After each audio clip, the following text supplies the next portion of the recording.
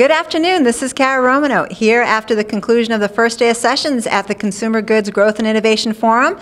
I'm here with Alain Sylvain, the CEO of Sylvain Labs, who works with Empowered. We heard about Empowered. We heard about Lucy. I want to ask you a little bit about really getting involved in that disruptive innovation.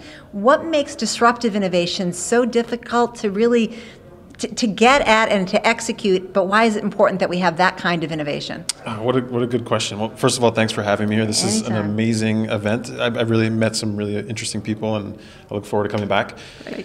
When we talk about disruptive innovation, and when we think about what disruptive innovation is, why it's hard, is because I think it's an abstract ideal. I don't think it exists. I think it's, and of course, this is a cliched term that everyone kind of uses in a million different ways and all the time. But for us, disruptive innovation is an ideal we hold up that we try to achieve, and nobody does. Even as much as I love Lucy and as much as I love all the other great innovations out there, it's just not attainable. For me, a truly disruptive product is a product that completely renders itself and the need obsolete to the point where you never need anything else again. So think the wheel and stuff like that. Like at that level, that to me is truly disruptive innovation. I think we tend to use disruptive innovation as a kind of a term of art to just say that it's something exciting that kind of gets everyone's head turned. But I think there's more to that. I think disruptive innovation, really, if you want to live it, it has to be something abstract. It has to be ideal. It has to be about perfection. You know? Okay, so these big companies that we talked about this morning, the big companies that are fairly slow, it's difficult for them to really get the arms around an innovation like that, launching a new product. What advice do you have? You've got a lot of experience with some of these nimble companies. Right. What advice do you have for some of those big companies to really help them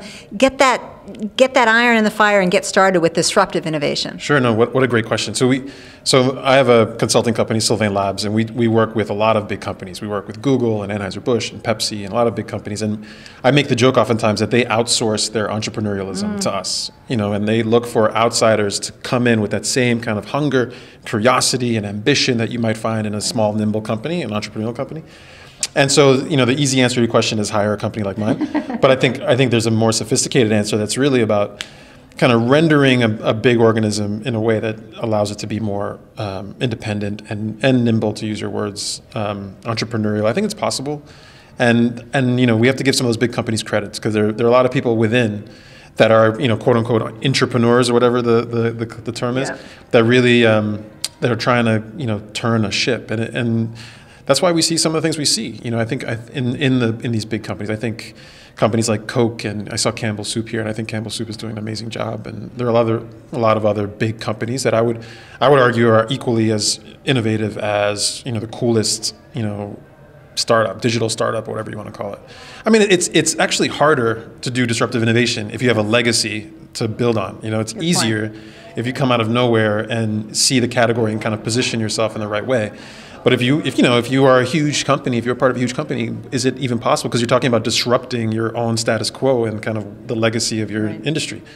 So I don't know. I think it's an exciting challenge, and I'm glad you guys are thinking about it. Right. Thank you. Look forward to hearing more about those innovations from you guys. Sure. Thanks.